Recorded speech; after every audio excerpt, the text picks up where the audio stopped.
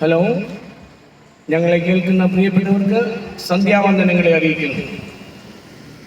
ഈ സായങ്കാലത്ത് ഇവിടെ കടന്നു വന്ന് പതിവ് പോലെ നിങ്ങളെ അഭിസംബോധന ചെയ്യുവാൻ ഈശ്വരൻ ഞങ്ങൾക്ക് നൽകിയ ഭാഗധേയത്തെ ഓർത്ത് നന്ദി പുരസ്സരം ദൈവത്തെ ഞങ്ങൾ മഹത്വപ്പെടുത്തുന്നു. പ്രാർത്ഥനയോടെ ഞങ്ങളിവിടെ സുവിശേഷ സന്ദേശങ്ങൾ വിളമ്പുവാൻ ആഗ്രഹിക്കുകയാണ്. സവിശേഷമായ നിങ്ങളുടെ എല്ലാവരുടെയും ശ്രദ്ധയെ സാദരം ഞങ്ങളിപ്പോൾ ക്ഷണിച്ചുകൊണ്ട് പ്രാർത്ഥനാ പുരസ്സരം ഞങ്ങൾ ആരംഭിക്കട്ടെ. പ്രാർത്ഥിക്കാം. ഞങ്ങളെ സ്നേഹിക്കുന്ന സകലേശ്വര, സായാഹ്ന വേളയ്ക്കായി ഞങ്ങൾ അങ്ങയെ സ്തുതിക്കുന്നു. അങ്ങയുടെ സാക്ഷികളായി ഈ പരസ്യ സ്ഥലത്ത് കടന്നു വന്ന് നിൽപ്പാൻ ഞങ്ങൾക്ക് ലഭിച്ച അവസരത്തിനായി സ്തോത്രം. അനേക കുടുംബങ്ങളിൽ സമാധാനവും സന്തോഷവും ഇല്ലാതെ ദുരിതങ്ങളാൽ, വേദനയാൽ, രോഗങ്ങളാൽ, മരണങ്ങളാൽ ഭാരപ്പെടുന്ന പലരുമുള്ള അതിൽ നിന്നെല്ലാം ഞങ്ങളെ വിടുവിച്ച് കർത്താവിനോടുള്ള നന്ദി രേഖപ്പെടുത്തുവാൻ ഞങ്ങൾ ആഗ്രഹിക്കുന്നു. അവിടുത്തെ പരിശുദ്ധ റൂഹ, പരമാത്മാവായ ദൈവം, ദൈവപുത്രനായ യേശു ക്രിസ്തു, അവരെ എല്ലാവരെയും ഞങ്ങൾ ഉയർത്തണം. ഏകസത്യ ദൈവമായ അങ്ങയും അങ്ങ് ലോകത്തിലേക്ക് അയച്ചിട്ടുള്ള യേശു ക്രിസ്തുവിനെയും ഉയർത്തുവാൻ ഞങ്ങൾ ആഗ്രഹിക്കുന്നു. ഞങ്ങളോടുകൂടെ ഇരിക്കണം. നല്ല അന്തരീക്ഷങ്ങൾ ഞങ്ങൾക്ക് നൽകണം. യേശു മസിഹായുടെ നാമത്തിൽ പ്രാർത്ഥിക്കുന്നു, കേൾക്കണമേ. ആമേൻ. ഇപ്പോൾ ഞങ്ങൾ ഒരു പാട്ട് പാടുവാൻ ആഗ്രഹിക്കുകയാണ്.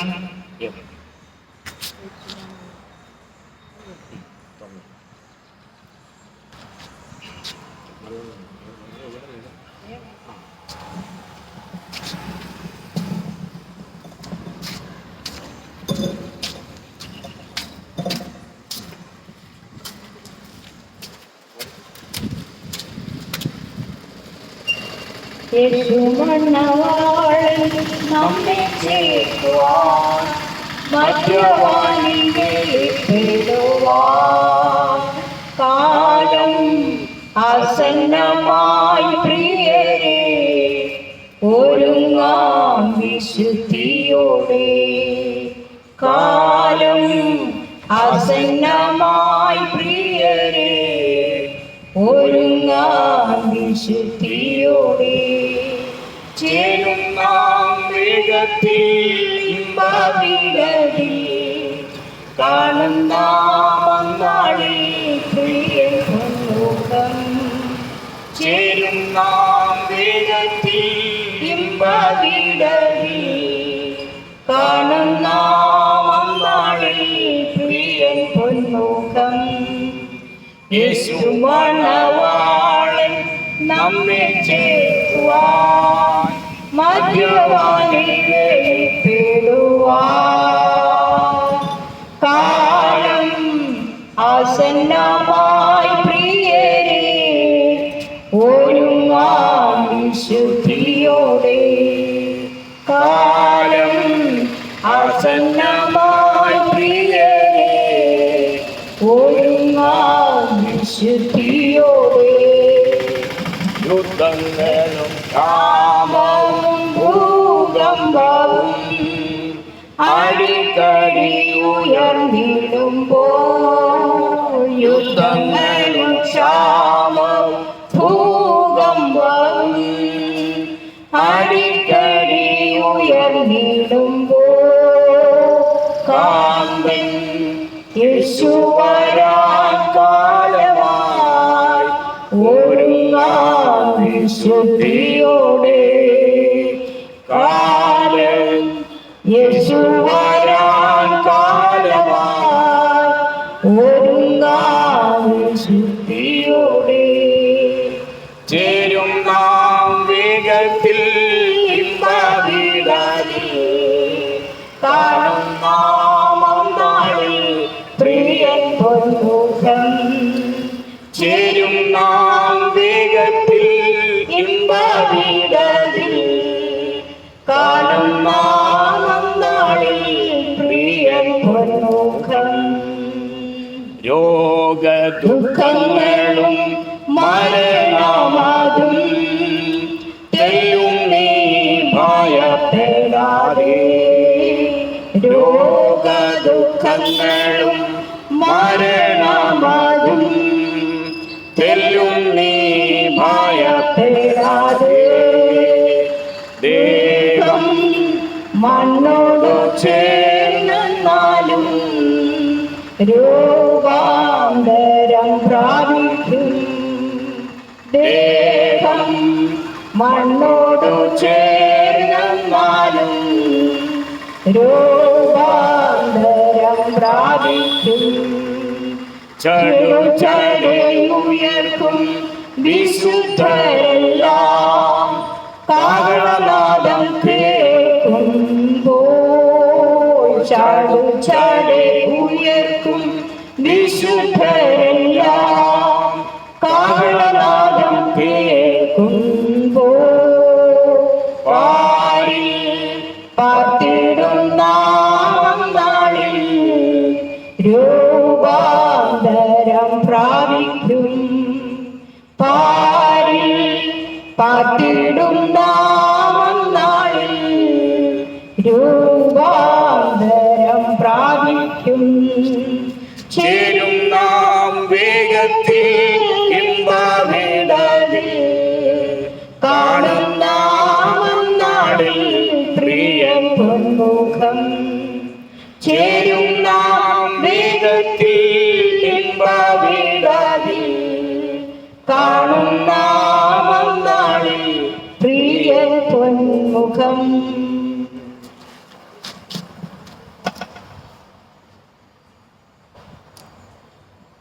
പ്രിയപ്പെട്ടവരെ, യേശുവിന്റെ വരവിനെ പുരസ്കരിച്ചാണ് ഞങ്ങളിപ്പോൾ പാടിയ പാട്ട്. യേശു മണവാളൻ വരുവാൻ കാലമായി. അതുകൊണ്ട് നാം എല്ലാവരും തങ്ങിയിരിക്കണം, നാം എല്ലാവരും തയ്യാറായി നിൽക്കണമെന്നാണ് അതിൻ്റെ ആഹ്വാനം. പ്രിയപ്പെട്ടവരെ, മനുഷ്യരുടെ ആഗമനം കാത്ത് നമ്മൾ പരിപാടികൾ തയ്യാറാക്കാറുണ്ട്. ഒരു വിശിഷ്ടാതിഥി നമ്മെ കാണുവാൻ വരുന്നു എന്നിരിക്കട്ടെ, പോകട്ടെ, നമ്മൾ അങ്ങനെ എത്ര പേര് സ്വീകരിച്ചതാണ് നമ്മുടെ കേരളം. കേന്ദ്രമന്ത്രിമാർ എത്ര പേര് ഇവിടെ വന്ന് സന്ദർശനം നടത്തി തിരികെ പോയിട്ടുണ്ട്. അങ്ങനെയെങ്കിൽ മഹാരഥന്മാരെ, മഹാകവികളെ, പ്രതിഭാശാലികളെ, സെലിബ്രിറ്റികളെ എല്ലാവരെയും നാം മുൻകൂട്ടിയുള്ള പരിപാടി അനുസരിച്ച് സ്വീകരിച്ച് ആനയിക്കാറുണ്ട്. നമ്മുടെ ഇന്ദിരാഗാന്ധി വന്ന സമയത്ത് വർഷങ്ങൾക്ക് മുൻപ് ഞാൻ ഈ കടൽ തീരത്തുണ്ടായിരുന്നു. വരിഞ്ഞ് മുറുക്കിക്കെട്ടിയ മുളവേലികൾ ഇങ്ങനെ നിറയെ സ്ഥാപിച്ചിട്ട് അതിലൂടെ അവരുടെ വാഹനം കടന്നുപോയത് ഞാൻ ഇന്ന് ഓർക്കുന്നു. എന്നാൽ ഇന്ദിരാഗാന്ധി വന്നത് അന്ന് മുൻകൂട്ടി തയ്യാർ ചെയ്യപ്പെട്ടിട്ടുള്ള പദ്ധതികളും പരിപാടികളുടെയും അതേ അടിസ്ഥാനത്തിലാണ് അവരെ അകമ്പടി സേവിപ്പാൻ കേരളം അന്ന് കോടിക്കണക്കിന് രൂപയാണ് അന്ന് ചിലവാക്കിയത് എന്ന് നമുക്കറിയാം. എന്നാൽ ഒരു അനിശ്ചിതത്വത്തിന്റെ ഭാഷയിൽ ഇന്നേക്ക് ഏതാണ്ട് 2000 ചില്ലുവാനും വർഷങ്ങൾക്ക് മുൻപ് ഒരു മഹാനായ മനുഷ്യൻ, അപ്പോൾ തന്നെ സാധാരണക്കാരുടെ ഇടയിൽ സാധാരണക്കാരനായി ജീവിച്ച ദൈവത്തിൻ്റെ പുത്രനെന്ന് നാം അറിയുന്ന യേശുക്രിസ്തു യെരുശലേമിൽ ഒലിവുമലയിൽ നിന്ന് ഇന്ന് ആ ഭാഗങ്ങളെല്ലാം രക്തപ്പുഴ ഒഴുകിക്കൊണ്ടിരിക്കുകയാണ്. അവിടെ ആർക്കും അടുക്കുവാനൊക്കാത്ത ഒരു കാലഘട്ടത്തിൽ നാം ആയിരിക്കുന്നു. അപ്പോൾ ആ ഭൂവിഭാഗത്തു നിന്ന്, ഭൂമിയുടെ മധ്യഭാഗമെന്ന് പറയുന്നത് യെരുശലേമാണ്. അവിടെ ഒലിവുമല എന്ന് പറയുന്ന ഒരു മലയുണ്ട്. ആ മലയിലാണ് യേശു വരുവെന്ന് എന്ന് യേശു പറയുക മാത്രമല്ല, അതിന് ആയിരക്കണക്കിന് വർഷങ്ങൾക്ക് മുൻപ് ഈശോ മിശിഹ ഈ ഒലിവുമലയിൽ വന്ന് പാദം ചവിട്ടുമെന്നും അക്കാലഘട്ടത്തിൽ ഒലിവുമല കിഴക്ക് നിന്ന് പടിഞ്ഞാറോട്ട് രണ്ടായി പൊട്ടിപ്പിളരുമെന്നും ബൈബിളിൽ എഴുതി വെച്ചിട്ടുണ്ട്. ശാസ്ത്രജ്ഞന്മാര് അത് ശരിവെച്ചിട്ടുമുണ്ട്. ഏതാനും വർഷങ്ങൾക്ക് മുൻപ് ഫ്രാൻസിലെ ഒരു വലിയ കമ്പനി ഒലിവുമലയിൽ ഒരു വലിയ ബംഗ്ലാവ്, വലിയൊരു ഹോട്ടൽ സമുച്ചയം നിർമ്മിക്കുവാൻ മുൻപോട്ട് വന്നു. അതിനുള്ള പദ്ധതികൾ, ആസൂത്രണം ചെയ്ത പരിപാടികൾ മുന്നിലേട്ട് ഇങ്ങനെ പോയിക്കൊണ്ടിരിക്കുമ്പോൾ ആ പ്രദേശത്തെ ഭൂഗർഭം ഒന്ന് പരിശോധിക്കണമല്ലോ. അടിസ്ഥാനമിട്ട് പണിയുമ്പോൾ നാം എല്ലാവരും അങ്ങനെയാണല്ലോ. എന്നിട്ട് തന്നെ പണിതു വയ്ക്കുന്ന നമ്മുടെ പാലങ്ങളും വലിയ വലിയ സൗധങ്ങളും ഇടിഞ്ഞു താഴെ വീഴുകയാണ്. ഈ കഴിഞ്ഞ ആഴ്ചയിലാണ് നമ്മുടെ ഓവർ ബ്രിഡ്ജിന്റെ 3-4 പാളങ്ങൾ തകർന്നു പോയത്. എന്നാൽ യേശു ഈ ലോകത്തു നിന്ന് പിരിഞ്ഞു പോകുന്നതിന് മുൻപ് പ്രവാചകന്മാർ മുഖാന്തരം ഇങ്ങനെ പറഞ്ഞിരുന്നു. യേശു മടങ്ങി വരുമ്പോൾ അന്നവന്റെ കാൽ യെരൂശലേമിനെതിരെ കിഴക്കുള്ള ഒലിവുമലയിൽ നിൽക്കും. അന്ന് ഒലിവുമല കിഴക്ക് നിന്ന് പടിഞ്ഞാറോട്ട് രണ്ടായി വിട്ടുപോകും. അപ്പോൾ ഈ വലിയ ഹോട്ടല് അവിടെ പണിയുവാൻ പണം മുടക്കേണ്ട കമ്പനി ഈ ഭൂഗർഭം ഒന്ന് പരിശോധിച്ചപ്പോൾ അന്ന് ശാസ്ത്രജ്ഞന്മാർ പറഞ്ഞു, ഇവിടെ ഒരിക്കലും ഇങ്ങനെ ഒരു ഹോട്ടൽ പണിയരുത്. കാരണം ഇതിന്റെ അടിഭാഗം പരിശോധിച്ചപ്പോൾ വിള്ളൽ വീണു തുടങ്ങി. ഒരു പൊട്ടൽ കണ്ടു ഒലിവുമലയ്ക്ക്. പെട്ടെന്ന് പണി നിർത്തി. അതിനു പകരം അവിടെ ഇപ്പോൾ ചെല്ലുന്നവർക്ക് ഒരു 7 ആർക്ക് ഹോട്ടൽ മാറി പണിയപ്പെട്ടിട്ടുണ്ട്. അവിടെ പോയി താമസിക്കാം. നോക്കുക, എന്തൊരു അത്ഭുതകരമായ കാര്യമാണ്. ഈ ഭൂമിയിൽ യേശു ജീവിച്ചിരുന്ന കാലത്ത് അദ്ദേഹത്തിന് ഈ കാര്യം നല്ലതുപോലെ അറിയാമായിരുന്നു. അദ്ദേഹം ഇവിടെ വന്ന ലക്ഷ്യങ്ങൾ, തൻ്റെ ദൗത്യങ്ങൾ പൂർത്തീകരിച്ചു കഴിഞ്ഞാൽ ഇവിടെ വിട്ടു പോകണം. നമുക്കറിയാം, യേശു 33.5 വയസ്സ് വരെ ഇവിടെ ജീവിച്ചിരുന്നുള്ളൂ. അതിൽ 3.5 കൊല്ലം മാത്രമേ പരസ്യമായി രംഗങ്ങളിൽ ഇറങ്ങി തൻ്റെ സാരോപദേശങ്ങൾ ലോകത്തിന് കൊടുക്കുകയും മാത്രമല്ല നിരവധി രോഗികളെ, അദ്ദേഹത്തിന്റെ അടുക്കൽ ചെന്ന സകല രോഗികളെയും ഈശോ മിശിഹ സൗഖ്യപ്പെടുത്തി വിട്ടു. അവരോടാരോടും 5 പൈസ പോലും താൻ പ്രതിഫലം വാങ്ങിയില്ല എന്ന് കാണുവാൻ സാധിക്കും. എക്കാലത്തും മനുഷ്യന്റെ പ്രശ്നങ്ങൾ പട്ടിണിയും പരിവട്ടവും തീരാ രോഗങ്ങളുമാണ് എന്നുള്ളതിന് സംശയമില്ല. എന്നാൽ സമൂഹത്തിൽ വെറുക്കപ്പെട്ട, സമൂഹത്തിൽ തള്ളപ്പെട്ട, സമൂഹം അകറ്റി നിർത്തിയ ചുങ്കക്കാര്, അതുപോലെ രക്തസ്രവ രോഗമുള്ള മനുഷ്യര്, കുഷ്ഠരോഗികള്, ഇങ്ങനെയുള്ള ജീവിതത്തിന്റെ പ്രാരാബ്ധങ്ങളും കെടുതികളും വേദനയും അനുഭവിച്ചുകൊണ്ട്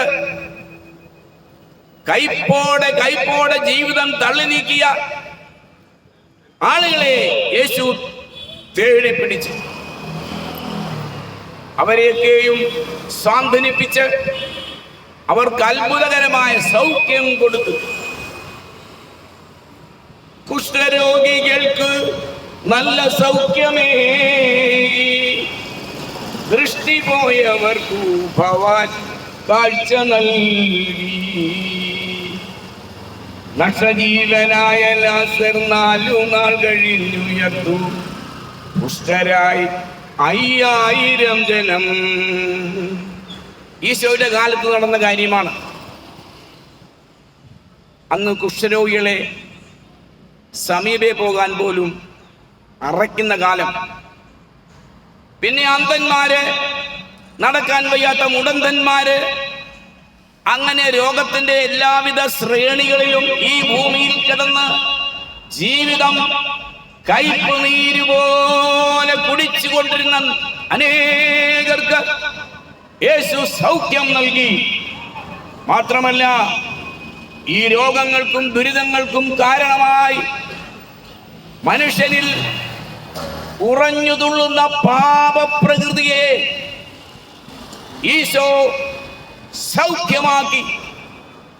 രോഗത്തിന്റെ കാരണം പാപമാണെന്ന് ഈശോ രോഗികളെ സൗഖ്യമാക്കുമ്പോൾ അവരെ പഠിപ്പിച്ചു, പോകുക, ഇനി മേലാൽ പാപം ചെയ്യരുത്. ഇന്നത്തെ നമ്മുടെ ലോകത്തിന്റെ പ്രശ്നമെന്ന് പറഞ്ഞാൽ, പ്രിയപ്പെട്ടവരെ, പാപം, പാപോഹം, പാപകർമ്മോഹം, പാപാത്മാ പാപസംഭവ. എല്ലാ മതഗ്രന്ഥങ്ങളിലും പറയുന്നു ഒന്നു തന്നെയാണ്. ബുദ്ധമതക്കാര് ത്രിപിടകം വായിച്ച് അതിലെ പ്രമാണങ്ങൾ പഠിക്കും. സിഖുകാരാകട്ടെ സന്തവസ്ഥ എന്ന് പറയുന്ന അവരുടെ ഗ്രന്ഥം പഠിക്കും. മുസ്ലിം സഹോദരങ്ങൾ പരിശുദ്ധ ഖുർആൻ വായിച്ച് പഠിക്കും. അതിലുള്ള സാരോപദേശങ്ങളെ ഉൾക്കൊള്ളും. യഹൂദന്മാര് തോറ വായിക്കും, സഫൂർ വായിക്കും. ക്രിസ്ത്യാനികള് ബൈബിൾ വായിച്ച് പഠിക്കും. ഈശോ മിശിഹ പറഞ്ഞിട്ടുള്ള സാരോപദേശങ്ങളാണ് ബൈബിളിലുള്ളത്. അത് 2ആയി തിരിഞ്ഞിട്ടുണ്ട്, പഴയ നിയമവും പുതിയ നിയമവും. ഇതിൽ യേശുവിന്റെ ചരിത്രം വിവരിക്കുന്ന പുസ്തകം ന്യൂ ടെസ്റ്റമെന്റ് എന്ന് പറയുന്നു. അതുകൊണ്ട് ഈശോ മനുഷ്യരോട് കൽപ്പിച്ചു, നിങ്ങൾക്ക് ഞാൻ നൽകിയിരിക്കുന്ന പ്രമാണങ്ങൾ സശ്രദ്ധം വായിക്കണം, എങ്കിൽ മാത്രമേ പാപമില്ലാതെ ഇവിടെ ജീവിതം നയിക്കുവാൻ കഴിയുകയുള്ളൂ. പാപമില്ലാതെ ആരും ഇവിടെ ജീവിക്കുന്നില്ല, ജനിക്കുന്നില്ല എന്നുള്ള ഒരു വസ്തുത നാം മനസ്സിലാക്കണം. മനുഷ്യരിൽ നിന്ന് ജനിച്ചിട്ടുള്ള എല്ലാവരും ഇബ്ലീസിന്റെ കുത്തുകൊണ്ടിട്ടാണ് ഭൂമിയിലേക്ക് പിറക്കുന്നത്. എന്നാൽ ഈസാ നബി മാത്രം ഇബ്ലീസിന്റെ കുത്തുകൊള്ളാതെ ഭൂമിയിൽ പിറന്നു വീണുവെന്ന് ഖുർആൻ നമ്മെ ഉദ്ബോധിപ്പിക്കുന്നു. അങ്ങനെയെങ്കിൽ പ്രിയപ്പെട്ടവരെ, നമുക്ക് ഒരു ഷോർട്ട് കട്ട്, സത്യ ദൈവത്തെ കണ്ടെത്തി അദ്ദേഹത്തെ ആലിംഗനം ചെയ്യുവാനും അനുധാവനം ചെയ്യുവാനും അദ്ദേഹത്തെ ആരാധിക്കുവാനും ആശ്ലേഷിക്കുവാനും തിരിഞ്ഞു നോക്കേണ്ട കാര്യമില്ല. ജന്മനാ ജായതേ ശൂദ്ര, കർമ്മണാ ജായതേ ധ്വജ. അതെ, അങ്ങനെ എല്ലാ മതഗ്രന്ഥങ്ങളും മനുഷ്യജനത്തിനത്തെ പുച്ഛിച്ച് തള്ളിയപ്പോൾ ഇബ്ലീസിന്റെ കുത്തുകൊള്ളാതെ ഭൂമിയിൽ ഒരുവൻ ജനിച്ചു ജനിച്ചു ജനിച്ചു എന്ന് ഖുർആൻ നമ്മളോട് പറയുന്നു. അങ്ങനെ പറഞ്ഞതിന്റെ ഉദ്ദേശം എന്താണ്? എന്തുകൊണ്ടാണ് നാം അത് വായിച്ച് പഠിച്ച് അത് അനുസരിച്ച് ജീവിക്കുന്നത് എന്നുള്ളതിന് ഉത്തരം അതുതന്നെയാണ്. നാം ഒരു സാധനം വാങ്ങിക്കുമ്പോൾ, നാം ഒരു തിരഞ്ഞെടുപ്പ് നടത്തുമ്പോൾ ധാരാളം പരസ്യങ്ങൾ, അഡ്വർടൈസ്മെന്റ് നമുക്ക് മുൻപിൽ വന്നു എന്ന് വരാം. പക്ഷേ അഡ്വർടൈസ്മെന്റും പരസ്യവും ഒന്നും കൊണ്ട് യഥാർത്ഥമായിരിക്കുന്ന ഒരു സാധനത്തെ ഉൾക്കൊള്ളുവാൻ നമുക്ക് സാധിക്കുകയില്ല. പലപ്പോഴും നമ്മൾ കളിപ്പീരിലാണ് പെട്ടുപോകുന്നത്. കളിപ്പീരിൽ പെട്ടിട്ട് നഷ്ടം വന്നിട്ട് ദുഃഖിച്ചിട്ട് കാര്യമില്ല. അപ്പോൾ ഒന്നാമതായി നാം ഉപയോഗിക്കേണ്ട, നാം തിരഞ്ഞെടുക്കേണ്ട ആ വസ്തുവിനെ കുറിച്ച് അവഗാഢമായി ബുദ്ധിപരമായി നാം പഠിക്കുകയും മനസ്സിലാക്കുകയും വേണം എന്നുള്ളത് ന്യായമായ കാര്യമാണ്. അങ്ങനെയെങ്കിൽ നാം ഭൂമിയിൽ ഉപയോഗിക്കുന്ന എല്ലാ സാധനങ്ങൾക്കും ഡ്യൂപ്ലിക്കേറ്റ് ഉണ്ട്, ഒറിജിനലുമുണ്ട്. നമുക്കറിയാം. നമ്മൾക്ക് ഒന്ന് കൈമോശം വന്നാൽ പെട്ടെന്ന് തന്നെ പണമുണ്ടെങ്കിൽ വേറൊരു സബ്സ്റ്റിറ്റ്യൂട്ട് നമുക്ക് ഉപയോഗിക്കാൻ സാധിക്കും. നല്ല നല്ല ഭക്ഷണ സാധനങ്ങൾ ഓർഡർ ചെയ്താൽ മതി, വീട്ടിൽ വരും. അപ്പോൾ ഒരു പ്രാവശ്യം ഒരു അമളി പറ്റിയാൽ പിന്നെ ആ ഹോട്ടലിൽ നിന്ന് നാം ഒന്നും തന്നെ വരുത്തുകയില്ല. അത് ഈ ലൗകികമായ ലോകത്തിന്റെ കാര്യമാണ്. എല്ലാറ്റിനും സബ്സ്റ്റിറ്റ്യൂട്ട് കിട്ടും, ഡ്യൂപ്ലിക്കേറ്റ് കിട്ടും. അപ്പനും അമ്മയും ഒഴിച്ച് ബാക്കിയുള്ളതെല്ലാം നമുക്ക് ഈ ഭൂമിയിൽ കിട്ടും. എന്നാൽ ഒരു കാര്യം, ആധ്യാത്മികമായ കാര്യം അല്ലെങ്കിൽ മരണാനന്തര വിഷയങ്ങളെ പുരസ്കരിച്ചുള്ള തിരഞ്ഞെടുപ്പ്, ഈശ്വരനെ തിരഞ്ഞെടുക്കുമ്പോൾ നാം കളിപ്പിക്കപ്പെട്ടു പോയാൽ ഒരു പകരത്തിന് ഒന്നും ലഭിക്കയില്ല. അതാണ് ഈ ലോകത്തിൽ നാം സൂക്ഷിക്കേണ്ട ഒരു കാര്യം. ധാരാളം ദൈവങ്ങൾ നമുക്കുണ്ട്, ഈശ്വരന്മാരുണ്ട്. പുണ്യക്ഷേത്രങ്ങളിൽ നാം എല്ലാവരും പോകും, പ്രാർത്ഥിക്കും, ഉരുളുനേഴ്ച കഴിക്കും, എന്തെല്ലാം ത്യാഗോജ്വലമായ കാര്യങ്ങൾ, നോയമ്പ് നോൽക്കും, നേർച്ച കാഴ്ചകൾ കൊടുക്കും. ഇതിൻ്റെയൊക്കെ പിന്നിൽ നമ്മുടെ ഉദ്ദേശം എന്താണ്? നമുക്ക് നല്ലൊരു ഈശ്വരനുണ്ടായിരിക്കണം. ഈ ലോകത്തിലെ കാര്യങ്ങളെല്ലാം നമ്മെ പരിചയമില്ലാതെ പറ്റിച്ച് നമ്മെ നശിപ്പിക്കുമ്പോൾ നല്ലൊരു ഈശ്വരനെ സംബന്ധിച്ച് നാം പഠിക്കുകയാണെങ്കിൽ, ഈശ്വരൻ നമ്മളുടെ സൃഷ്ടാവാണ്. മാതാപിതാ ഗുരു ദൈവം എന്ന് പറയുന്ന സ്ഥാനത്താണ് ഈശ്വരൻ. ഈശ്വരൻ തന്റെ സൃഷ്ടിയെ പരിപാലിക്കുകയല്ലാതെ അവനെ പറ്റിക്കുവാനോ വഞ്ചിക്കുവാനോ ചതിക്കുവാനോ ഒന്നും തന്നെ സാധിക്കുകയില്ല. കാരണം ഈശ്വരന്റെ മക്കളാണ്. അതുകൊണ്ടാണ് കവി പറഞ്ഞത്, ഒരൊറ്റ ദൈവത്തിന് പിറന്ന മക്കൾ ഓർത്താൽ ഒരൊറ്റ തറവാട്ടുകാർ നാം, നാഥന്റെ മുറ്റത്ത് വളർന്നിടുന്ന നൽമുന്തിരിക്കൊത്തു മനുഷ്യവർഗം. ഒരച്ഛനമ്മയ്ക്ക് പിറന്ന മക്കളാണ് നാം എല്ലാവരും. നാം ആ ഈശ്വരനെയാണ് സ്നേഹിക്കേണ്ടത്.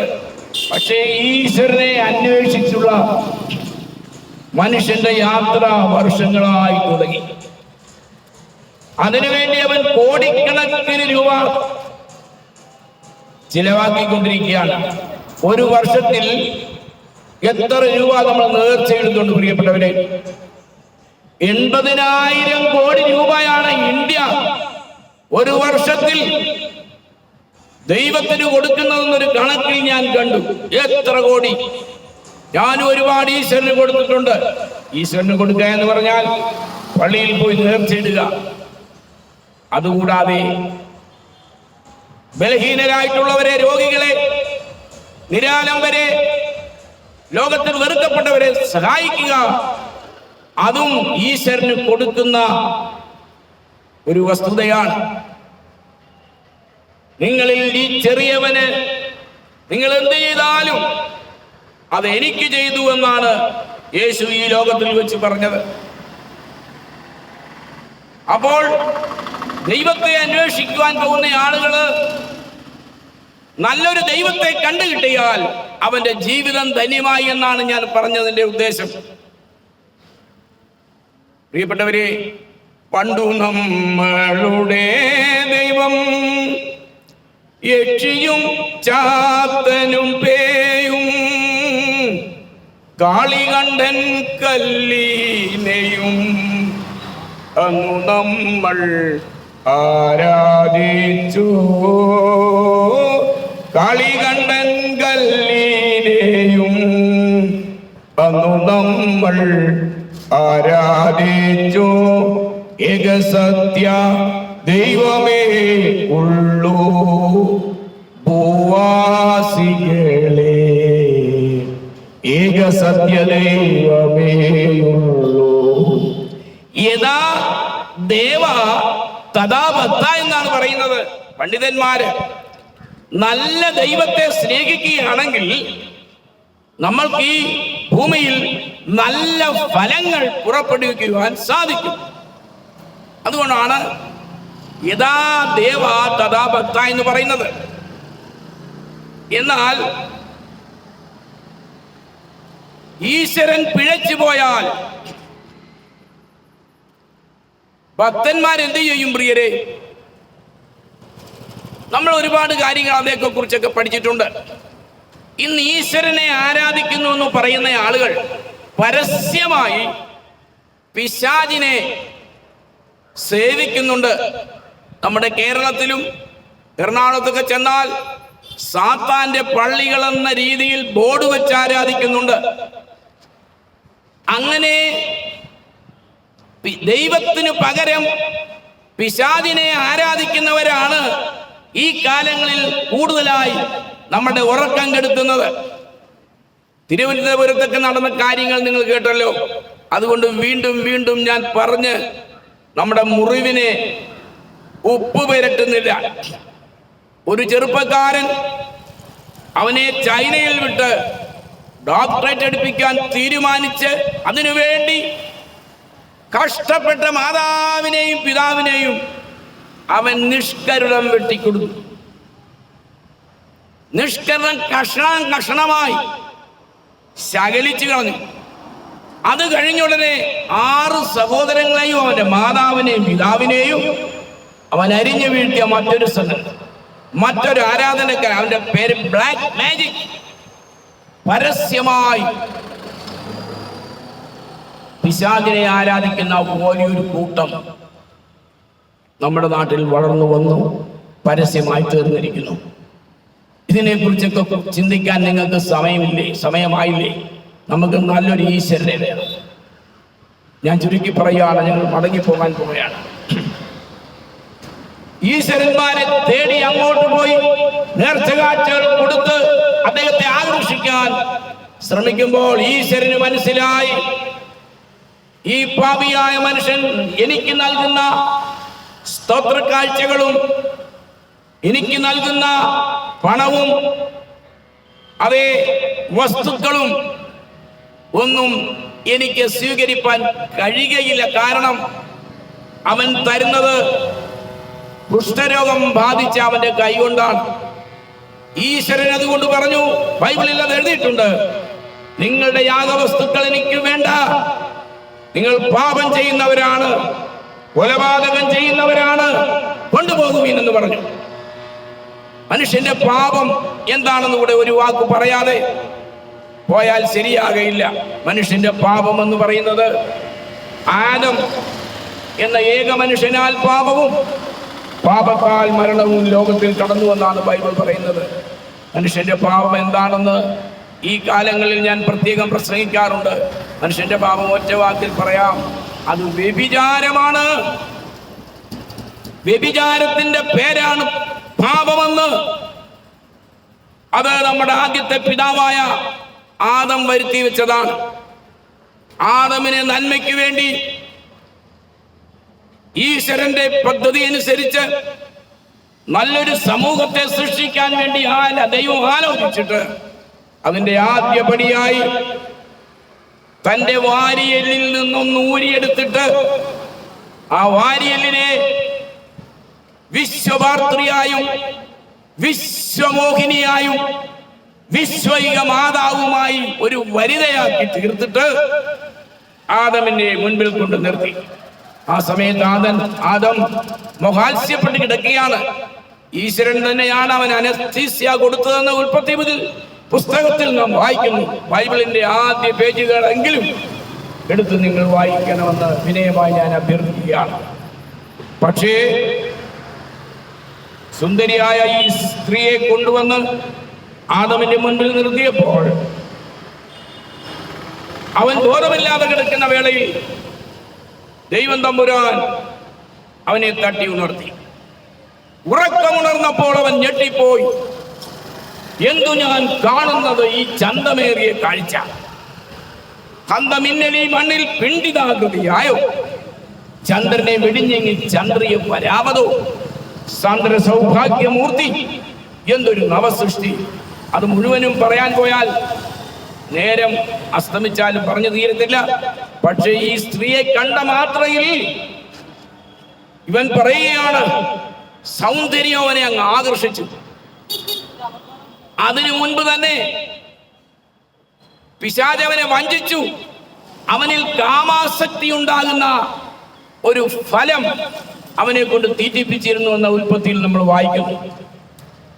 ഈ സഹോദരിയുടെ സൗന്ദര്യവും അവരിൽ അപ്പോൾ വ്യാപരിച്ചിരുന്ന പൈശാചിക സന്നിവേശവും കാമാസക്തിയും ചേർന്നപ്പോൾ ഈ ആദം ഈശ്വരനെ ഉപേക്ഷിച്ചു പോയി എന്ന് അവിടെ എഴുതിയിട്ടുണ്ട്. ഇതിപ്പോൾ എന്റെ അസ്ഥിയിൽ നിന്ന് അസ്ഥിയും മാംസത്തിൽ നിന്ന് മാംസവുമാകയാൽ എനിക്കിനി ദൈവത്തെ വേണ്ട. കിടപ്പാൻ എനിക്കൊട്ടും കഴിവില്ല. എഴുന്നേറ്റ് കൊടുക്കൻ അവളുടെ അടുക്കൽ ഓടിച്ചെന്ന് തുടുത്ത ഗാന്ധിജിനും അവൾ തന്നെ ഉടലിന്മേൽ വെടിപ്പായി പ്രേമമാല ചാർത്തണം ആശ്ലേഷിച്ചു. ആശ്ലേഷത്താൽ എന്ന് പറഞ്ഞ് ഈശ്വരന്റെ അനുവാദമില്ലാതെ അവന്റെ സ്വന്തം ഇഷ്ടപ്രകാരം അവളുമായിട്ട് ലൈംഗിക വീഴ്ചയിൽ അവൻ ഏർപ്പെട്ടു.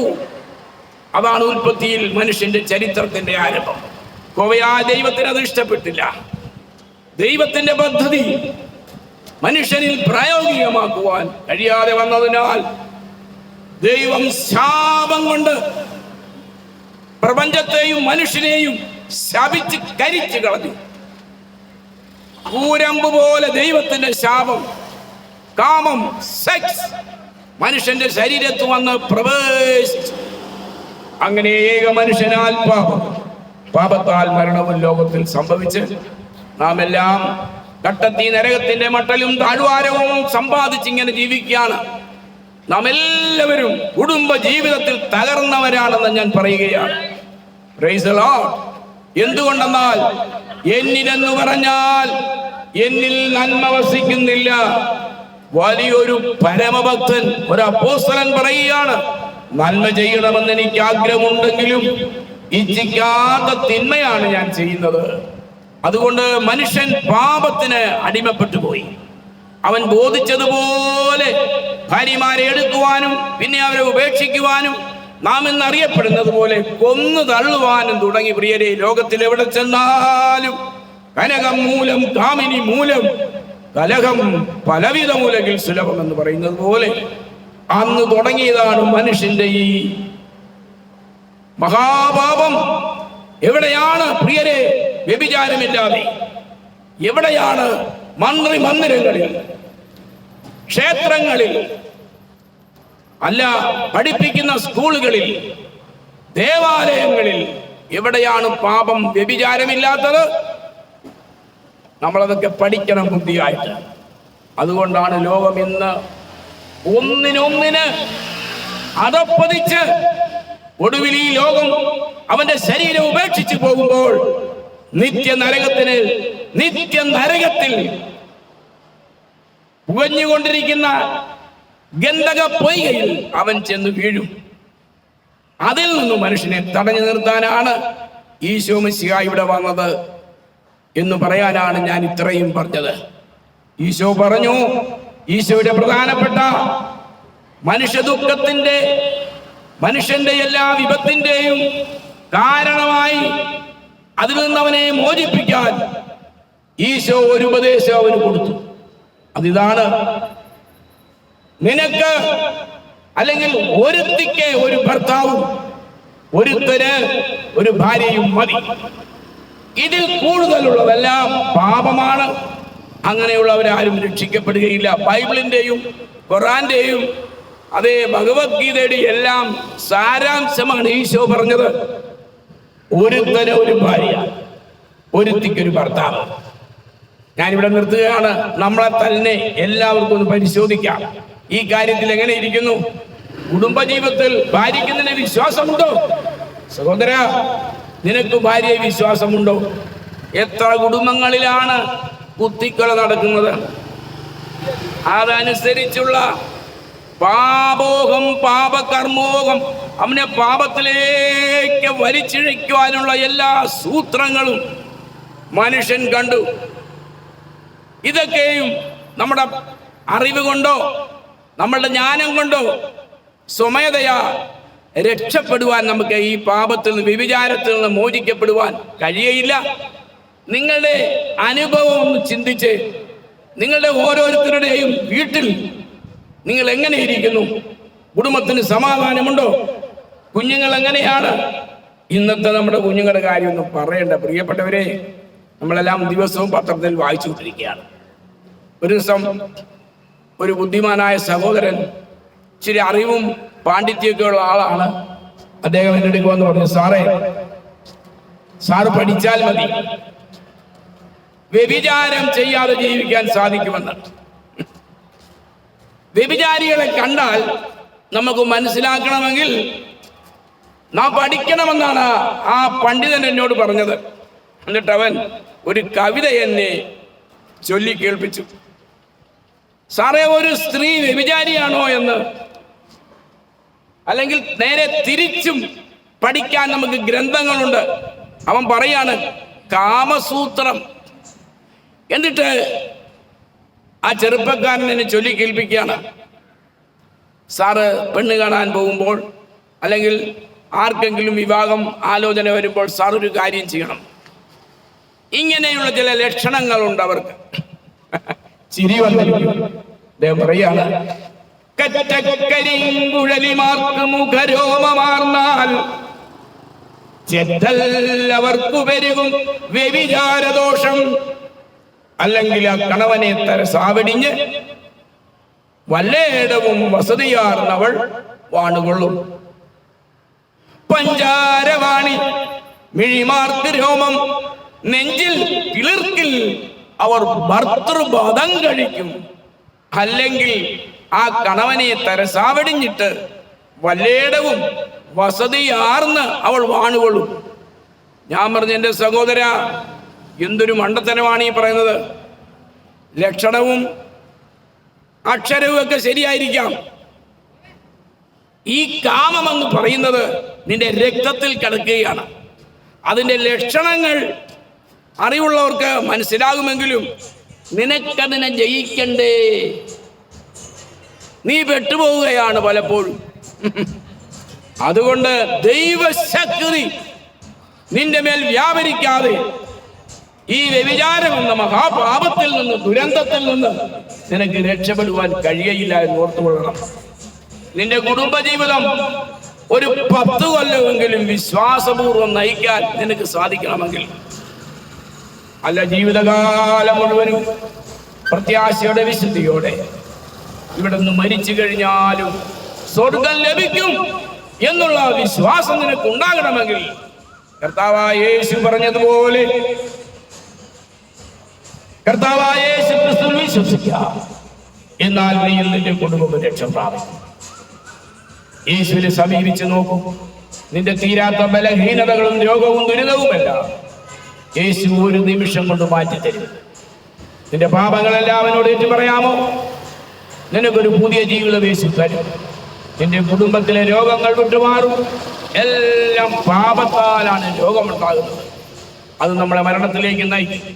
ഏതായാലും മരിക്കണം. ഈ സത്യം അറിഞ്ഞിട്ട് മരിക്കുന്നതല്ലേ നല്ലത്.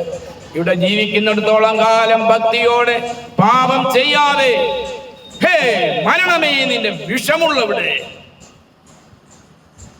പാപത്തിന്റെ വിഷമുള്ളതാണ് മരണം.